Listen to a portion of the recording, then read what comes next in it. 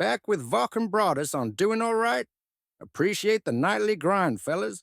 So, Schottenheimer's media session. Voch thinks Shotty left the door open for O-line and D-line, specifically right guard and one tech. Interesting read between the lines. Shotty did talk about owning the trenches, and while he praised the edge signings, he didn't really hype up the current interior D-line much. Maybe Voch is onto something? But the WWR2 talk?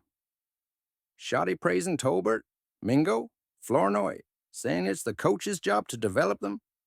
Voch thinks it's a smokescreen. Broaddus thinks it's a smokescreen. Hell yeah, it is.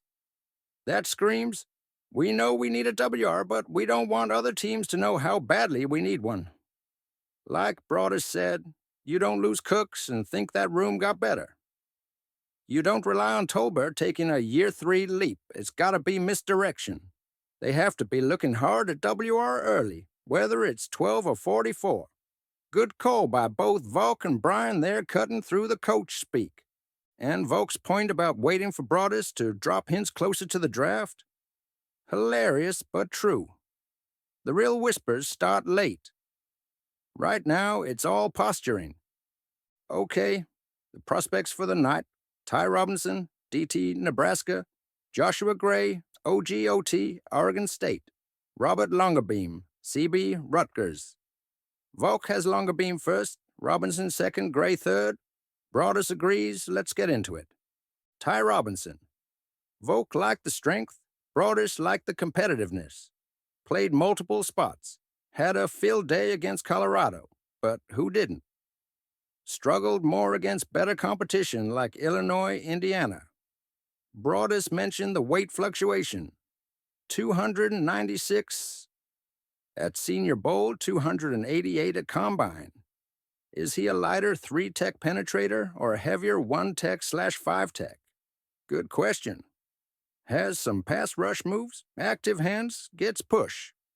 But loses track of the ball sometimes, length isn't elite. Broaddus put him 4th round, like Mills from North Dakota. Voch saw 6th round extras because of the inconsistency against better teams. I lean Voch here. The Colorado tape inflates him. Need to see it against legit OL consistently. Decent depth piece maybe, but not a priority. Joshua Gray. Voch sees the athlete, the movement skills, especially in zone blocking. Broaddus sees a 5-year starter, better run blocker than pass blocker. But the pass pro issues Voch highlighted: elbows wide, hands close, base thin, on the ground too much. Broaddus confirmed it. Set struggles, catches blocks instead of punching. Shorter arms, bad recovery, poor change of direction, unimpressive power numbers. Yeah, hard pass. Like Broaddus said, let somebody else be the hero. This ain't it. Extras all day. Robert Longerbeam, Voch's #1 of the group. Broaddus sees the competitiveness, tenacity despite being undersized, 5'11", 175 pounds. Plays zone man, drives on the ball. Willing tackler, surprising for his size. Twitchy, quick feet, runs routes well inside. Broaddus compared him to the other smaller nickel types: Hutch, Muhammad, Parrish. Thinks Longerbeam fits that mold. Voch didn't like how much off coverage he played. Fair point, maybe a scheme thing under Schiano.